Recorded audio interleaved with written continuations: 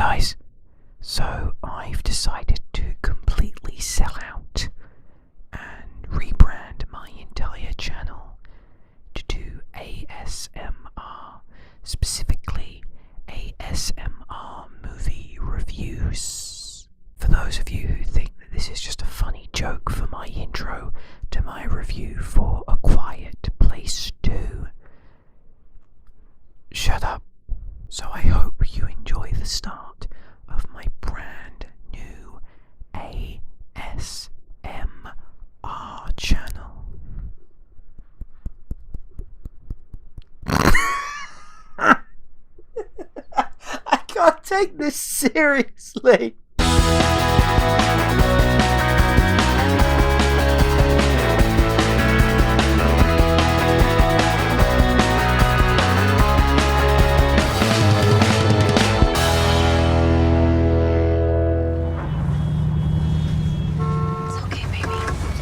Mom? Yeah.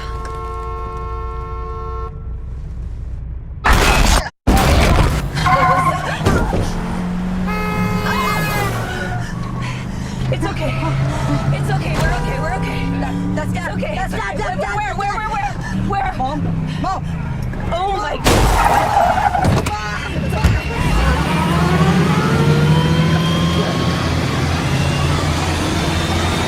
How's it going, guys? Welcome back to my channel and time for another episode of Luke's Reviews. On today's video, don't worry, I am not becoming an ASMR channel. I haven't quite hit that point in my life yet.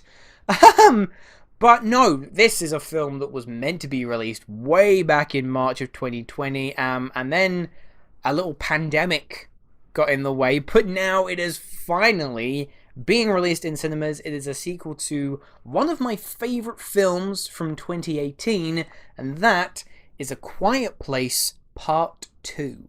Picking up exactly where the first film left off, the Abbott family have to leave the safety of their farm and search for a new haven, which is when they bump into Cillian Murphy's character, all the while still having to remain as silent as possible to avoid detection by the monsters. Now, when the first A Quiet Place came out, I was totally blown away. It was a very simple premise and plot, but the quality of filmmaking on display was spectacular. Who knew John Krasinski was as talented behind the camera as he is in front? And now for the sequel, whilst I don't think it's quite on the same level as the first, it's still another seriously impressive feature. Getting some of my negatives out of the way first, I think what lets this film ever so slightly down is that it doesn't quite have the same innovative spirit that the first unabashedly took hold of. See, in the first, I remember adoring the really subtle world building, such as seeing how this family have adapted to live their lives. Simple things, including using lettuce leaves as plates, and also soft fabric pieces for board games. In the sequel, because the fundamentals of the world have already really been established, the novelty has worn off a little bit. And so, I didn't find it quite as clever as the first film.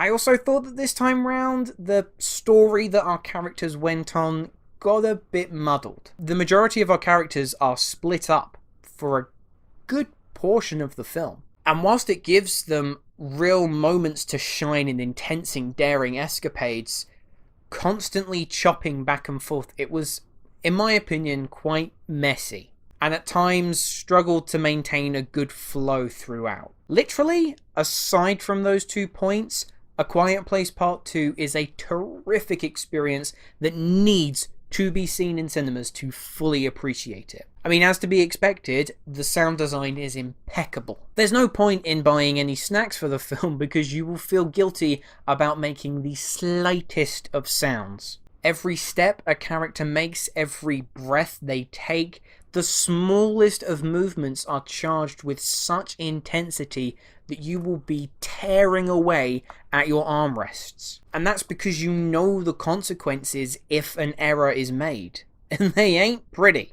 Krasinski's direction is so impressive, just like it was in the first. You can really tell that he studied the work of classic directors, particularly those that ingrain themselves in how to craft tension and build tension. I think that's a very important thing that a lot of filmmakers today don't quite understand, the art of building tension. Someone who I think potentially is the master of that is Steven Spielberg, and there are plenty of nods to his work in this film. I think Krasinski really shines behind the camera in a blistering opening to the film, which is a bit of a prequel. It's set day one of this alien invasion, and wow, you will be glued to your seats. You won't breathe for the first 10 minutes of this film. As for the rest of the film, like I said, some of the characters are split apart. Millicent Simmonds, who plays the eldest daughter of the family, she gets probably the most to do this time round, and if for some bizarre reason you weren't convinced of her star power that she displayed in the first film, this will definitely reinforce it. She is outstanding, taking the reins of the film and charging forward, and I love how her character is now understanding that she has to take a step up now that her dad is no longer around. Spoilers for the first film, Krasinski don't make it. And the same goes for Noah Jupe. He's somewhat sidelined for a good proportion of the film, but in the moments we do get with him, the toll that the events of the first film have taken on him are apparent, and we witness him having to mature over the course of this film. Emily Blunt's character doesn't get a great deal to do this time round. It's a strong performance, particularly as you see the weight of everything that's happened in the past 24 hours crash onto her. But while she had a couple of memorable set pieces in the first film, there's nothing quite on that level here. We also get a newcomer to the gang played by Cillian Murphy, who plays this mysterious character that the Abbott family come across. And I thought that Murphy made for a really, really strong addition, and particularly I like the relationship that developed between him and Millicent Simmonds' character. And I'm also a big, big fan of how this film ended too. I thought it was a perfect conclusion to wrap up the arcs in this film, but also leaving it really wide open for a third film, which I was a little dubious of a sequel to A Quiet Place, if I'm perfectly honest. I thought that it acted as a really, really intense, contained story.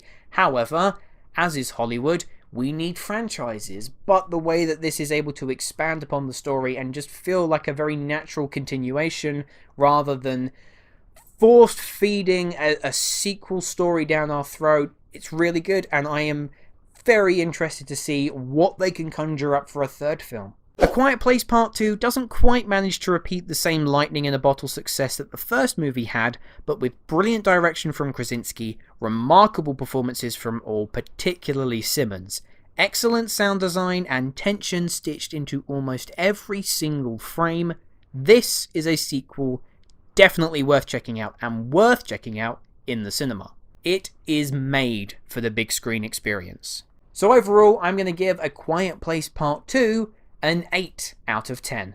Anyway guys, those were my thoughts on A Quiet Place Part 2. Let me know, have you had a chance to see the film yet? What did you think?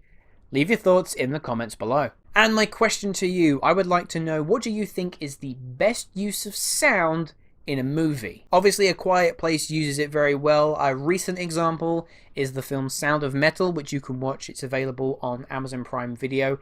That uses sound amazingly well. And there's also lots of war films too. Dunkirk in particular, the way that uses sound is so precise and very, very clever. But as always, thank you ever so much for watching, and I will see you in the next video. Hello, thank you so much for watching. I hope you enjoyed the video. If you have, make sure to click that like button, and if you aren't already, click that subscribe button too.